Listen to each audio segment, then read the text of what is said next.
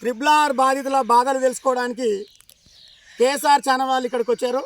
ఒక్కసారి వాళ్ళ బాధలేంటో, సాధక బాధకాలు ఏందో, వాళ్ళ కష్టం ఏందో, మరి ట్రిపుల్ R పోతే వాళ్ళ భవిష్యత్తు ఏంటిదో ముఖ్యమంత్రి గారికి ఈ ఛానల్ ద్వారా వినిపించాలని అనుకుంటున్నారు.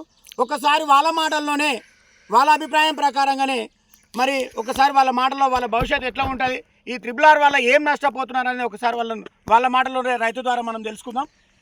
అన్నగారు, ఇప్పుడు మీ భూమి మీకు ఎంత ఉంటుంది? అయితే మాకు తెలిసినటువంటి సమాచారం ఏంటంటే ఈ ట్రిపుల్ R రోడ్డు లోపల మీ భూమి పోతున్నది అనేది సమాచారం ఉంది. అందుకే మీ అందరితో మాట్లాడి ముఖ్యమంత్రి గారికి వినిపించాలనే ఒక ఉద్దేశంతో ఇది ప్రారంభించడం జరిగింది. మరి ఒక మాట మీరు చెప్పండి, మీ భూమి ఎంత ఉన్నది, మీ భూమి ఎంత పోతున్నది, ఒకవేళ పోతే మీరు బతుకుదేరు ఎట్లా, మీరు ఎట్లా బతకగలుగుతారు, ఒకసారి మీ మాటలోనే చెప్పండి మీరు. అయ్యో సారు, నాది చించల్పేట గ్రామం, చించల్పేట మండల్, నవపేట, వికారాబాద్ జిల్లా.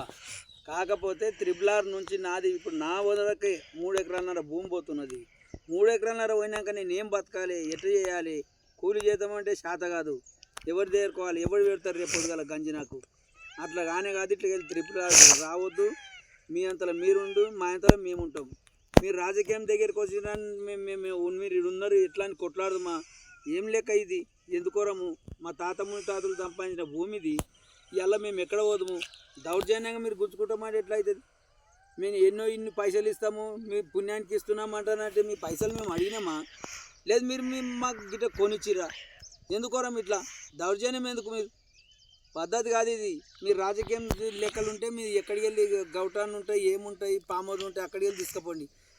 పేద రైతుల మీదకి వెళ్ళి ఎకరా భూమి, అర్ధెకరా భూమి, పావెకరా భూమి ఇట్లా తీసుకొని పోతే రైతులు ఎంతమంది పోతారు?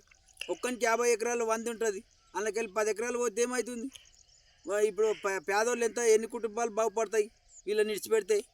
అవన్నీ మీరు ఆలోచన చేసుకొని పని చేయండి. లేకపోతే రైతులు ఎదురు తిరిగింది అనుకో, తిరుగుతారు, లేకపోతే ప్రాణాలని ఇస్తారు. రెండుకి లేదని ఒకటి అవుతుంది. అదిగే మీ ఇష్టం.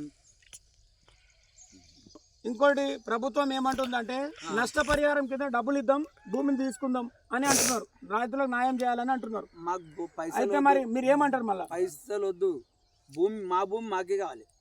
భూమి తీసుకుంటే మేము ప్రాణాలు మందులు లాగి చచ్చిపోకండి. ఇక ఇంతకు మించి ఏం లేదు. ఇక